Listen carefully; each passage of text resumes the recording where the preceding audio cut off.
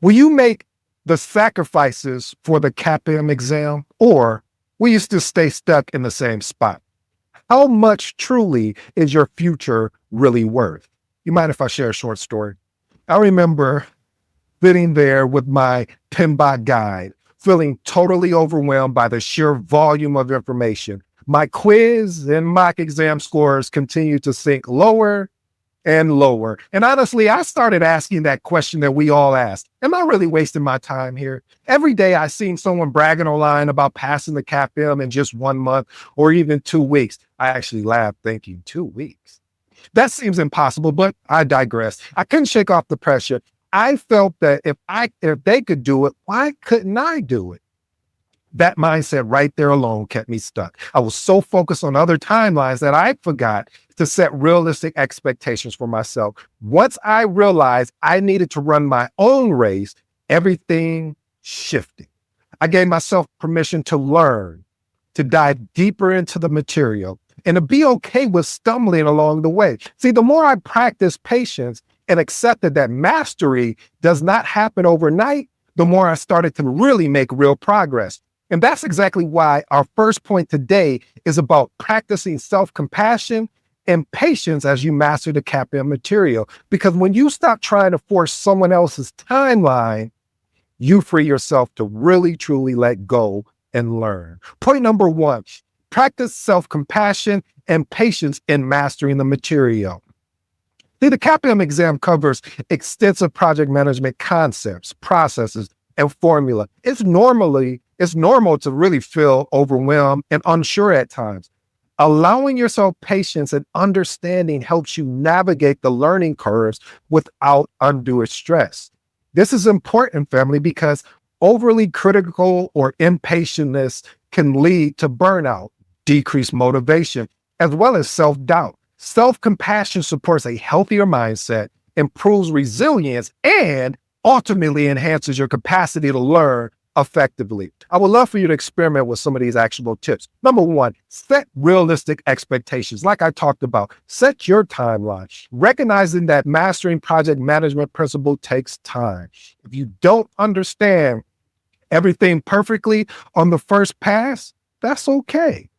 Celebrate small wins. Acknowledge every bit of progress, finishing a chapter, scoring slightly higher on a practice quiz, scoring slightly higher on your mock exam, or finally grasping that tricky formula. And last but least, adapt a growth mindset. When you hit a challenging topic, view it as an opportunity to learn rather than a personal shortcoming. Remind yourself that effort and persistence leads to improvement.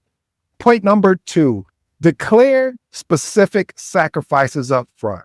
Recognizing the exact leisure activities or personal hobbies you will pause or reduce during study sets realistic expectations for yourself and those around you. Why is this important?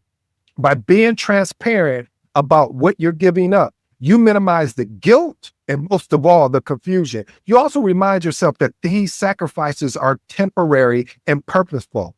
Here, experiment with some of these actionable tips. Negotiate now, meaning, what am I going to give up? Detail what you're going to sacrifice. Like maybe it might be weekends outings or TV binge watching or movies, whatever that thing is, make the negotiation right now.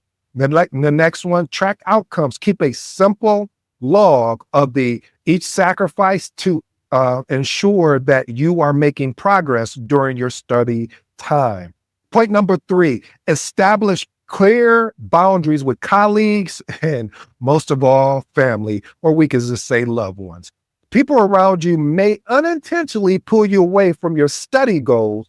By proactively setting boundaries, though, you create a protective bubble around your study time. Why is this important? Uninterrupted study sessions lead to higher concentration and better information retention, ensuring you get the most out of the limited time you have.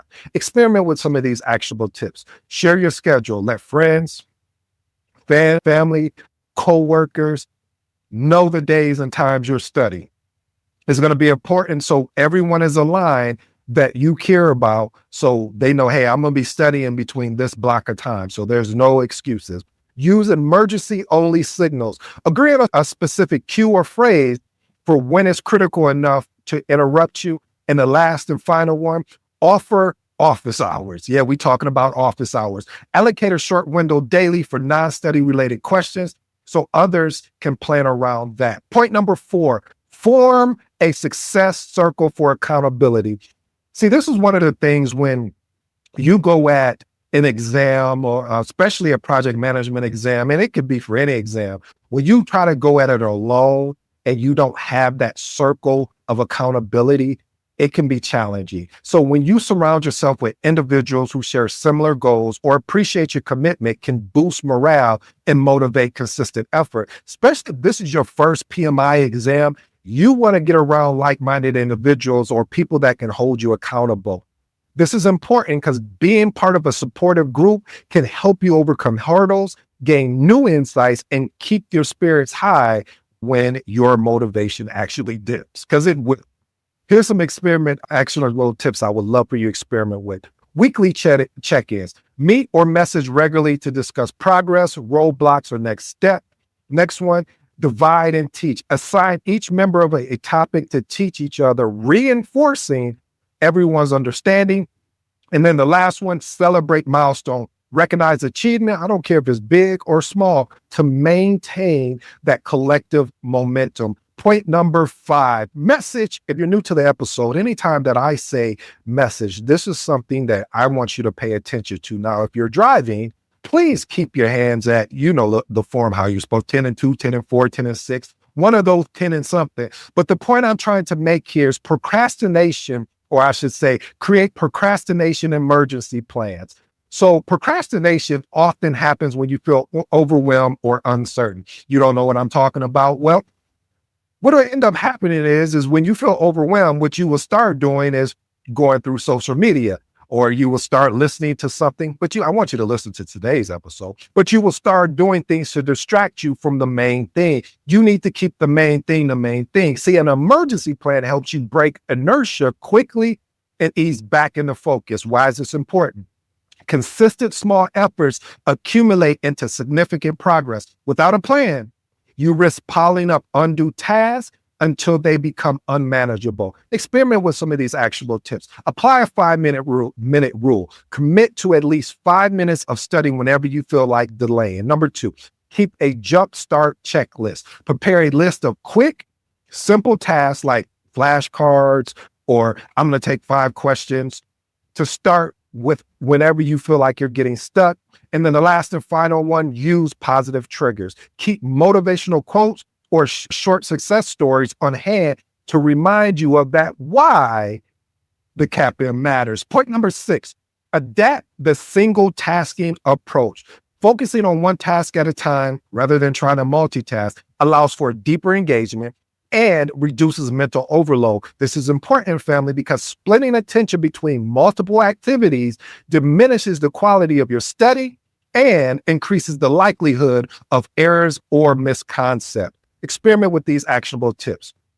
Turn off the alerts. Matter of fact, I got a better one. Just turn off your phone. If it's something that important, then maybe if you have to have your phone on, I get it. Put it in maybe do not disturb and put people that really need to contact you that they can be able to get through. Because when you silence your phone notification and get rid of, now there's no reason to create what we talked about in point number 5 about procrastination. You don't have an opportunity to do this. I recommend turning off your phone. Whenever I get into a deep study mode, or even like right now, filming today's episode, I turn off my phone because I realize there's an opportunity for me to get distracted and I may want to see, oh, well, who's saying this or whatever. All right, but I'll get back to what we're talking about. Time blocks. Schedule specific blocks for one specific topic or activity at a time. Reflect on efficiency after each study session. Note how well you stayed on task and refine your approach if needed. This is what I want to let you know as well. Don't get frustrated that you didn't stay on task. I know that sounds counterproductive. What do you mean, ED? Because what ends up happening is, I heard this thing, and I'm going to share this. This wasn't even in today's episode, but it just came to me. I was watching this video, this documentary about health, and this guy gave this genius analogy. He talked about when people go on a diet And let's say they're doing well for a couple days or a week or a month. And then all of a sudden they have a bad day. Then they just start just going spiraling down. And the analogy that he used was he was saying that imagine if you were driving in your car and you had a flat tire.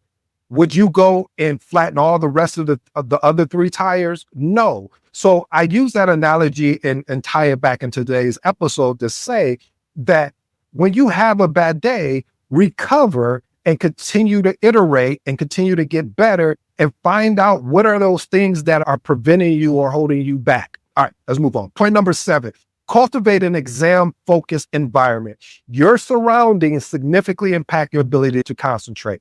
A clutter-free, distraction-minimized space helps you absorb material faster. Why is this important? It is important, family, because frequent distractions or messy environments can lower productivity and increase stress, making it harder to reach your study goals. I would love for you to experiment with these actionable tips. Declutter.